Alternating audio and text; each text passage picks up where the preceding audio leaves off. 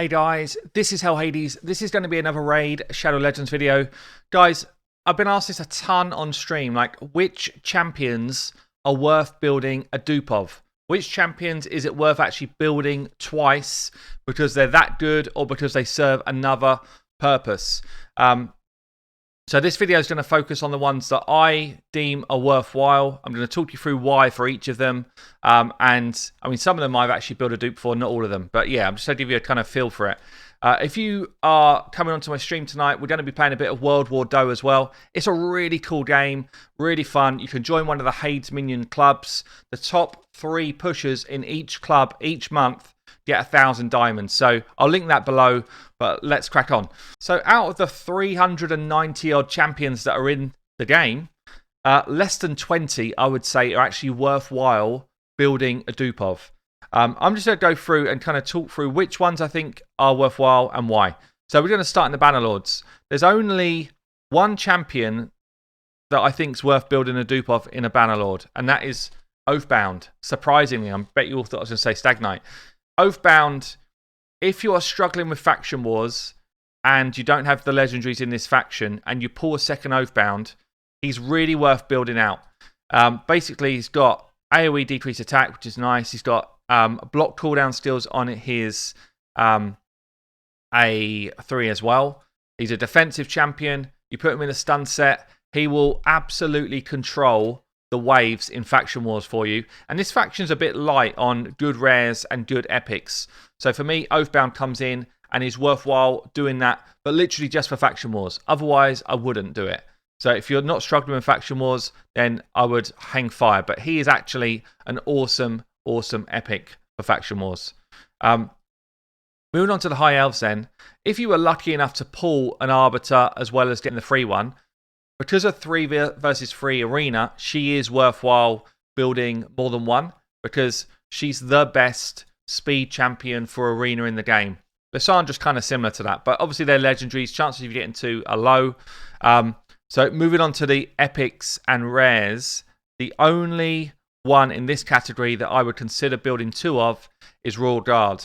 And I guess I can show you why quickly, because endgame, he can make dungeon running very, very fast. So if you put him into an endgame comp like I run, you can actually smack your way through. You can smash your way through the spider in seconds. You can smash your way through dragon in a really short amount of time as well. So he's one of the few that are worthwhile to build for one area. Like most of them, it's because you might decide to put them in 2 different areas of the game. For Royal Guard, it's actually because you decide to put him in the same area and do a ton more damage. So I'm like basically half healthing the spider with each slam. There's not many champions in the game that it's worthwhile doing that with, but Royal Guard definitely sits out there as one of those. So for dragon and for spider, he's awesome, and it's worth having 2 of him. Next one on the list then for epics is going to be Maneater. Maneater's probably the most crucial one to get 2 of, and you have to book out his A3 once you've got 2 of them, both of them. So Maneater enables the unkillable team, which becomes the easiest way in this game to 3-key or 2-key Ultra Nightmare Clan Boss with other weak champions. And by weak, I mean like, you know, unleveled. Unleveled, all they need to do is have a bit of HP behind them. Then you just build them as full damage dealers. Maneater enables a ton. You can even run Maneaters at like level 40 or 50 if you put some gear on them. So they enable stuff in this game which you cannot do without them. Like, you can build versions of it. There's other ways to kind of get there, I guess. But if you're talking about straight out trying to do high damage to Ultra Nightmare Clan Boss, it's incredibly difficult to do compared to if you've got 2 Maneaters. So he's probably top of the list. Next one in this category then is going to be a Skinwalker. Taurus. Taurus is an interesting champion. The reason why I would condone building 2 of this champion is because of his A3. Throws out a ton of poison. And I'd only say build 2 of this guy if you've got someone that blows up poison. So if you've got Ellenariel or if you've got Xavier, they're the two really that really benefit from having Tauruses. Taurus throw out a load of poison. Ellenariel or Xavier just blow that poison up and do a ton of damage. Really good for speed running, things like Dragon or Fire Knights. And he doesn't need to be more than like a level 40 or 50 to make that work. He doesn't need it because he makes himself unkillable at the same time. So he's actually a very cool niche champion to have two of. Next one then, probably will surprise a few. Sandlashed Survivor. So Sandlashed is... the reason why I'd say it's worth building two of these, and I just want to question, it looks like she's got hoofs, but I guess she's actually in high heels. I've never noticed that before. Sandlash, why two? Mainly because you might build it for two different types of role. So if you've got her in your clan boss team, like I have, I've got her in my endgame 100 million clan boss team. If you've not seen my 100 million video, you should check that out, and I'll ping that above because it's actually good. It's a cool video. But yeah, if you're running her in clan boss, which you probably should be because she's awesome there, then you probably don't run her for arena, and she's actually really cool in the arena as well.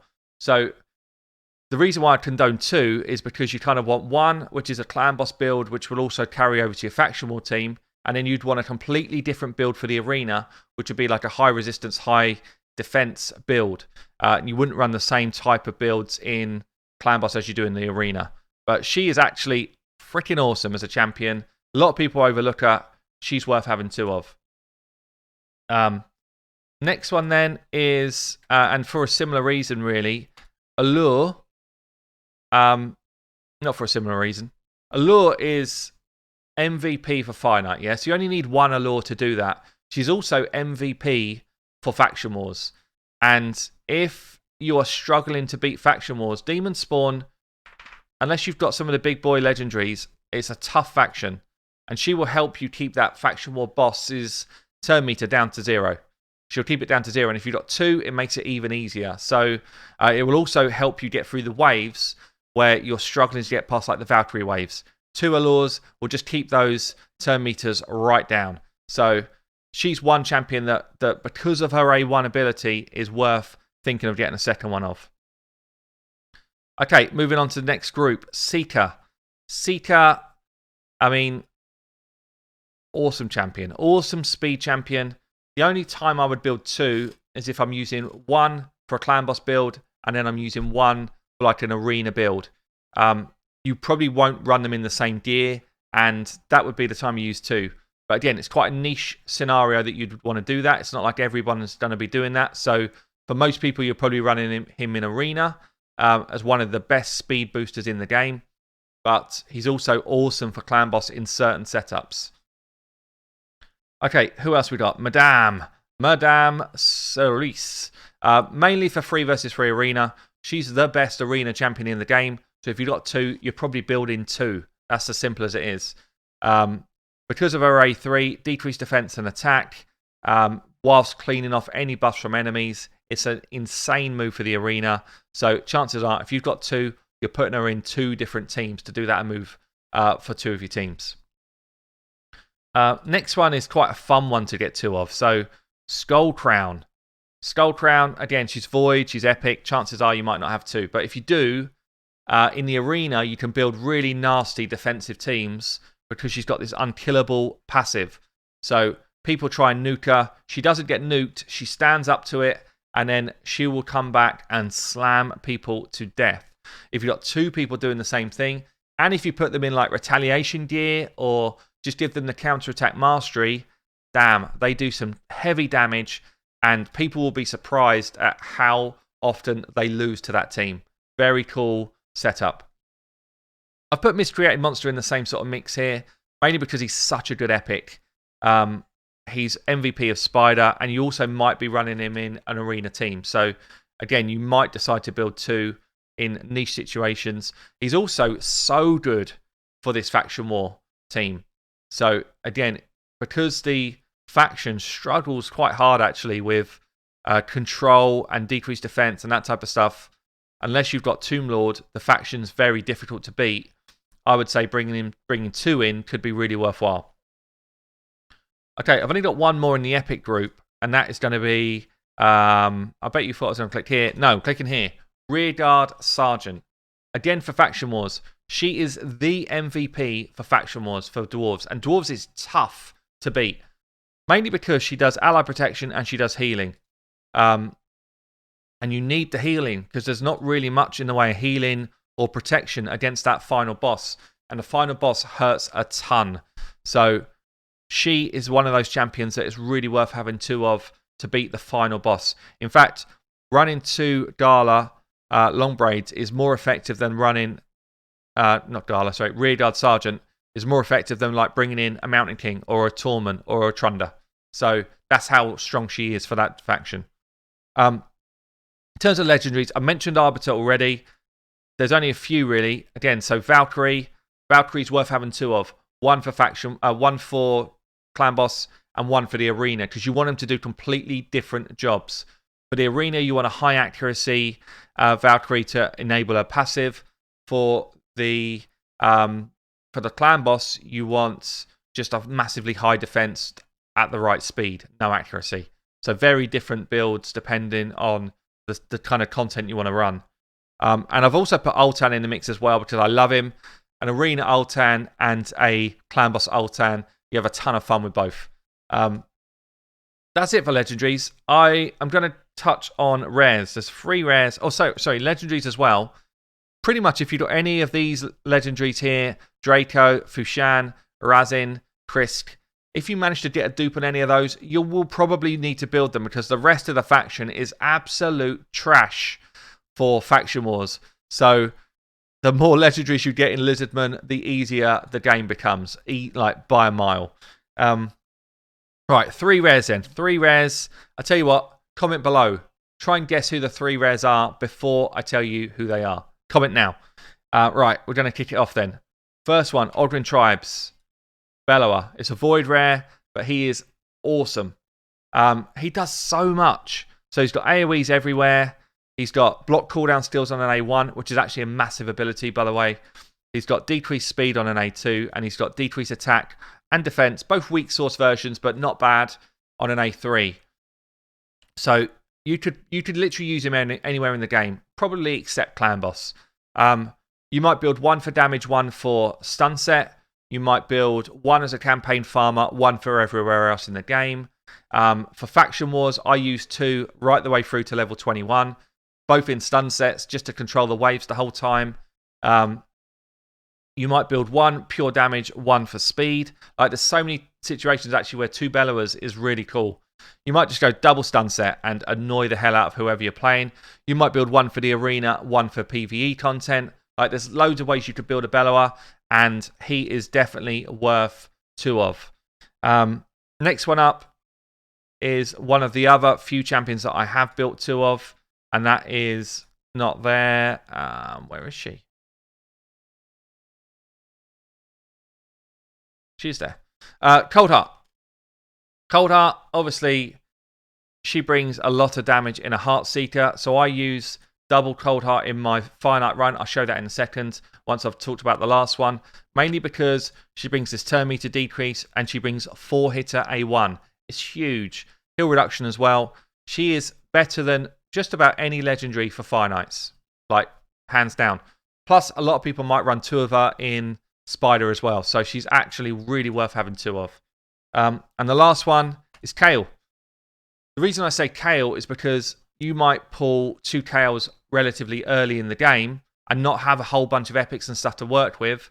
Kale is awesome everywhere in the game for like early to mid game, even into early end game. So Kale is worth building a second one if you're struggling to get hold of a ton of good epics. So let me just show you my finite run and where I actually use 2 Cold Hearts right now. Even with all the legendaries I own, 2 Cold Hearts in my team. 1 in a Relentless set, 1 in normal gear. Pumped up to high crit rate, high crit damage, good speed, and good accuracy. You see the damage they're doing here on the waves. They kind of decimate waves. They drop the Heart Seekers, getting us through the waves pretty quick. If I didn't have 2, I'd have to bring Allure in, which basically slows down my run a ton. So You know, bringing 2 in here just enables me to absolutely kind of smash my way through the waves pretty comfortably. Shouldn't really take a hit with the champions I've got here. Or if I do, it'll be maybe 1 hit. You can see everyone's... so one person got 1 turn. Onto the boss. So I've got 2 people here with 4 hitters on the boss. I've got... obviously, they love to throw their Heartseekers into the shield. Especially when we're doing it. There we go. Nice. Especially when we're doing it on a video. But the 4 hitters enable us to get through the shield very quickly. The heal reduction enables us to... Don't die. to get through...